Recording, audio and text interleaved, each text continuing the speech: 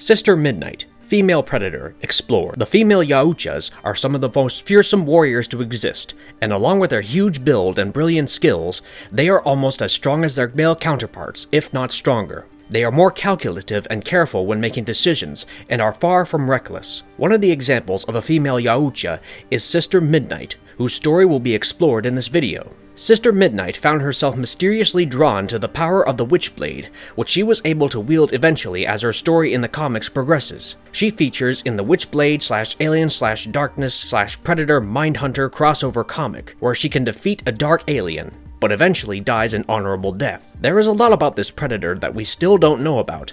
However, this video explains her role in the comics while also exploring her powers, equipment, and exactly why she is so deadly. Let's begin, shall we? Before we go into our explanation, we have a very small request. If you like our content, please support us by subscribing to our channel. This is a small click for you, but for us, it means a lot. Thank you.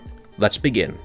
Sister Midnight backstory explored. Sister Midnight is one of the female Yauchas best known for her appearance in the Mindhunter comic crossover. She is the most honorable hunter you will ever come across, as she would go to great lengths to find and fight her prey. Let's dive into the comic issues featuring Sister Midnight. We begin with Witchblade/Alien/Darkness/Predator Mindhunter issue number 1, the first issue of a 3-part series, which is a comic crossover between Top Cow and Dark Horse. The comic begins with Sarah Pazzini, a detective at the New York Police Department, and currently at the plaza, wearing her best dress as she dances away with a man on New Year's Eve. She is there on a mission, waiting for her date to incriminate himself, as she puts on the best show possible. But as the clock strikes midnight, Sarah gets lightheaded and pretends to faint, which prompts her date, Pellegrini, to escort her upstairs.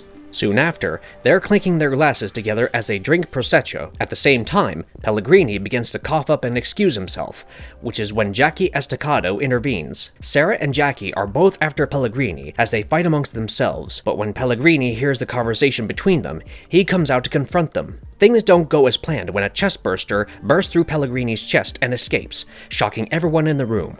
As the chestburster escapes and makes its way to Central Park, Jackie and Sarah follow it, bickering the whole way about everything that has transpired. When the two find more people dead, they realize that this has the involvement of predators written all over it, and Sarah points out that something about the world doesn't seem right at the moment. Sarah also mentions that the escaped predator is a she, leaving Jackie even more confused than he was. Jackie confesses that he also felt like things were off because he didn't even remember taking up the Pellegrini job to begin with. Just then, both of them are sucked into space, and a hologram of a masked person appears, and Sarah takes a minute but soon enough recognizes the voice and arrogance to belong to Kenneth Irons. Now, Jackie and Sarah are transported to an alternate future, where xenomorphs run all over the Earth, and have managed to enslave humanity. Kenneth Irons reveals that he is from the future, and although Sarah believes this is a lie, he admits that everything and everyone was gambled in the future, and Sarah loses everything. As we move to the second issue of the series, Sarah and Jackie are still stuck in Kenneth's nightmare world,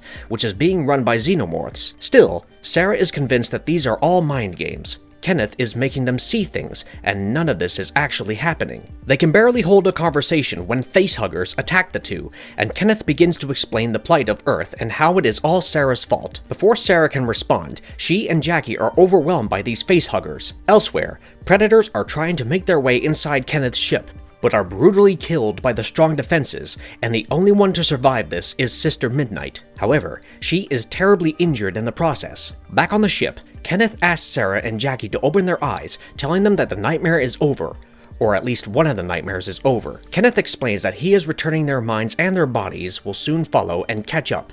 Although the process can be a little painful, we also see that Kenneth realizes that his ship was attacked and had to defend itself, and things are about to get interesting from here on. Now that Jackie and Sarah have returned to their normal state and realize that they have been trapped inside a simulation, their first instinct is to escape, which is when they are confronted by Sister Midnight. Sarah tries her best to convince Sister Midnight that they are all on the same side and would be stronger if they worked together, increasing their chances of escaping from the ship. Sister Midnight was more focused on Sarah's Witchblade the whole time before she leapt off. Now Jackie and Sarah are attacked by xenomorphs and realize that maybe Kenneth wasn't lying about the entire thing. Meanwhile, outside the ship and in space, Jackie and Sarah fight off the xenomorphs and make their way back into the ship. Sarah then threatens to destroy the entire ship if Kenneth doesn't meet them, which is when he reveals that he isn't even on the ship to begin with, and activates the ship's self-destruct mode. Now, Jackie and Sarah try to make their way to the shuttle in hopes of escaping, but are attacked by xenomorphs, and in the process, Jackie loses his powers. This is when Sister Midnight returns, and she and Sarah and Jackie make their way into the shuttle just before the ship explodes. Sarah is convinced that Sister Midnight is trying to hurt her,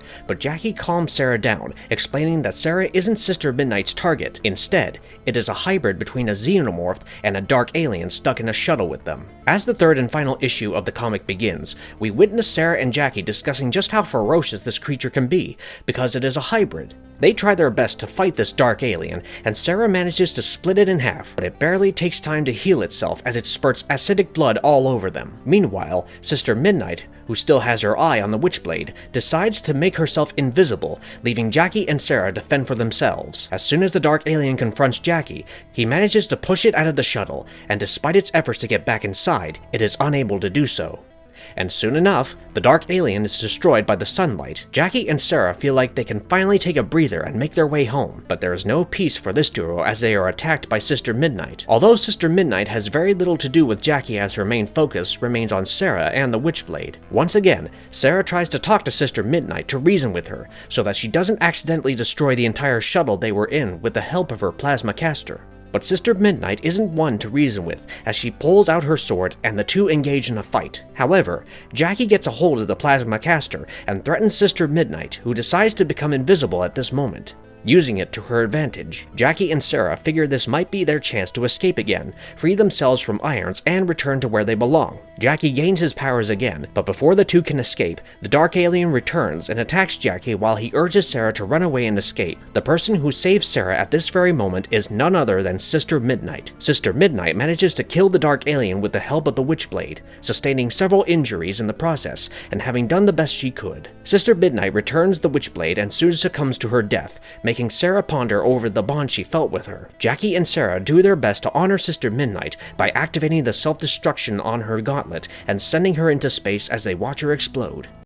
What makes Sister Midnight so deadly? As Sarah mentioned in the comics, Sister Midnight was a great hunter, but she was so much more beyond that too, and incredibly deadly. Since Sister Midnight was a Yautja, much like the others, she was highly resilient to physical damage and possessed the ability to recover from injuries like gunshot wounds and other things which would generally be fatal to a human. She was also resilient towards viruses and bacteria. Still, none of this meant that she wasn't vulnerable or had immortality of any kind, as we witness in the third issue of the comic. Sister Midnight also possessed superhuman strength, and the fact that she could kill the dark alien and briefly fight Sarah proves this further. Despite these abilities, her main strength and skill came from the equipment she carried with her. Firstly, the cloak helped her camouflage and empower her with a form of invisibility that was valuable time and again. However, this cloaking device isn't always the option, as it has been known to fail, rendering it useless sometimes. This predator also has a biomask, which contains systems to enhance the thermal vision and provide additional vision modes in other electromagnetic spectra, ranging from night vision to ultraviolet and sometimes even vibration scanning. Beyond this, it records anything and everything the predator sees and hears. Sister Midnight also wore a wrist gauntlet that held the ability to self-destruct, which Jackie and Sarah used after she died before they let her go into space. Sister Midnight also carried a plasma caster and energy sword with her. Both were used during her time on Irons' ship. Although we see different sides of Sister Midnight in this comic, some of which we can get on board with, there is no denying that she is a lethal predator while also carrying herself with grace and honor, which is rare. It's a shame that Sister Midnight's character was so short-lived in this crossover comic, but if there's one conclusion that can be drawn, it is the fact that neither Jack nor Sarah would have survived without the help of Sister Midnight. Although we don't witness her talk, we know she has a mind of her own, and was connected to Sarah through a bond while also wielding the Witchblade, which deserves an honorable mention. And if you liked our content, don't forget to leave a like and subscribe to us if you haven't already. Have a good one and be safe. Thanks everyone!